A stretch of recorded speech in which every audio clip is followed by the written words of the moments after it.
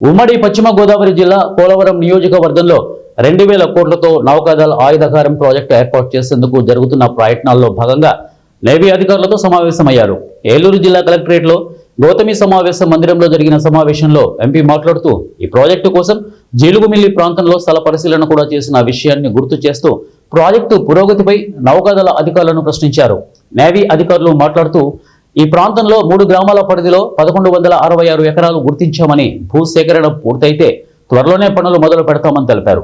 ఈ సందర్భంగా ఎంపీ పుట్ట మహేష్ కుమార్ విలేకరులతో మాట్లాడుతూ వెనకబడ్డ మారుమూల ప్రాంతాలు కూడా అభివృద్ధి చెందాలనే లక్ష్యంతో ముఖ్యమంత్రి చంద్రబాబు నాయుడు సహకారంతో పోలవరం ప్రాంతానికి ఈ 5 ప్రాజెక్టులు తీసుకువచ్చామని అన్నారు.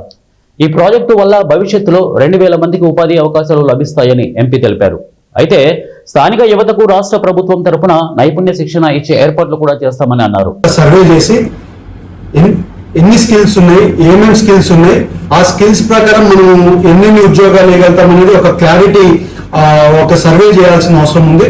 ఆ సర్వే చేసినాక డిఫెన్స్ అధికారులతో కలెక్టర్ గారు కూడా మళ్ళీ వచ్చే నెల మళ్ళీ ఒకసారి మీటింగ్ పెట్టుకోండి. క్లియర్ గా ఎన్ని ఉద్యోగాలు, ఎన్ని రకాల ఉద్యోగాలు, ఎన్ని ఉద్యోగాలు ఇస్తున్నాం అనేది కరెక్ట్ గా ఫిగర్స్ కూడా ఇస్తామని కూడా మీకు చెప్తున్నాం. అలాగే ఈ ప్రాజెక్ట్ రావడం వల్ల కొంచెం వరకు అందరూ కూడా భయపడుతున్నారు.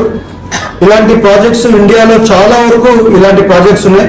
వైజాగ్ లోనే 600 ఎకరాలు మధ్యలోనే, వైజాగ్ నడి మధ్యలో ఈ ప్రాజెక్టు ఎప్పటి నుంచి ఉంది. 1944 నుంచి ఈ ప్రాజెక్ట్స్ కడతానే ఉన్నారు, జరుగుతూనే ఉంది. ఎక్కడ కానీ ఒక చిన్న ఇన్సిడెంట్ కూడా ఎక్కడ కానీ లేదు. ఈ ప్రాజెక్టులలో చాలా సేఫ్టీ మెజర్స్ తీసుకుంటున్నారు.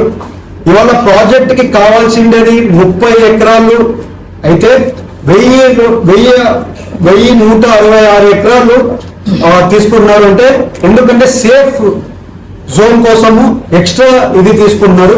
చాలా వరకు చాలా సేఫ్టీ మెజర్స్ వాళ్ళు పాటిస్తారు.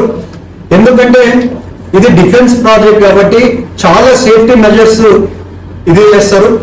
ఇంకొకటి విలేజర్స్ కైనా కానివ్వండి, అలాగే అక్కడ ఉండే వాళ్ళకి ఎవరికైనా భయం ఉండే వాళ్ళకైనా కానివ్వండి, గవర్నమెంట్ తరఫున మేము కూడా మీ అందరికీ కూడా క్లియర్ గా మీకు చెప్తున్నాం.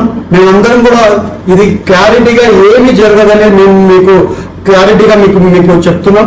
అలాగే డిఫెన్స్ వాళ్ళు కూడా మాకు క్లారిటీగా చెప్పారు, ఎలాంటి ఇష్యూ కూడా ఉండదని క్లారిటీగా వాళ్ళు కూడా చెప్పడం జరిగింది.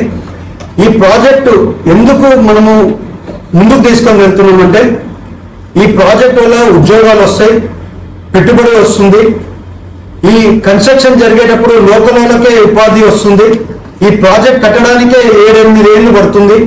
ఈ ప్రాజెక్ట్ కట్టినాక, ఈ ప్రాజెక్ట్ అయిపోయినాక అక్కడ ఉండడానికి ఉండే ఆల్మోస్ట్ ఈ ప్రాజెక్ట్లోనే 1000 ఎకరాల్లోనే 2000 మంది ఉండడానికి ఇల్లులు కట్టుకుంటారు, హాస్పిటల్ కట్టుకుంటారు, అలాగే స్కూల్ కట్టుకుంటారు. అన్ని కూడా కట్టుకుంటే అదే ఏరియాలో వాళ్ళు కూడా అక్కడే ఉంటారు, డిఫెన్స్ వాళ్ళు ఉంటారు, అది డిఫెన్స్ కి సంబంధించిన ఎంప్లాయ్మెంట్ వాళ్ళు కూడా అక్కడే ఉంటారు. సో అక్కడ అక్కడే పని చేసుకుంటారు. చాలా వరకు వచ్చిపోయే జనాలు ఎక్కువ ఉంటారు. అలాగే ఇది ఒక సిటీ లాగా డెవలప్ అవడానికి చాలా వరకు అవకాశం ఉంటుంది. అక్కడ 2000 మంది ఉంటున్నారంటే 10,000 మంది